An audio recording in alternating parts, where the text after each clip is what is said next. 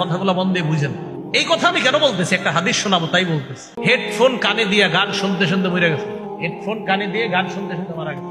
Television ছাইরা নাটক cinema চলতেছে, উনি দেখতে দেখতে মারা গেছে। আরেকজন কোরআন তেলাওয়াত করতে করতে করতে করতে ঘুমিয়ে গেছে, ওই ঘুমে মারা গেছে। আবার বুঝেন, আরেকজন সুবহানাল্লাহ গনতে গনতে আঙ্গুলের কর গনতে গনতে ঘুমায় গেছে। আরেকজন সূরা ইখলাস পড়তে পড়তে ঘুমিয়ে গিয়েছে। বলেন, গান শুনতে শুনতে ঘুমিয়ে যাওয়া আর ইখলাস পড়তে পড়তে ঘুমিয়ে যাওয়ার মধ্যে পার্থক্য আছে না নাই? কি পার্থক্য? এবার হাদিস শুনুন। মুসলিম শরীফের 2878 নম্বর হাদিস। কিয়ামতের ময়দানে প্রত্যেকটা বান্দাকে ওই অবস্থায় উঠানো হবে যেই অবস্থায় বান্দা মারা যায়।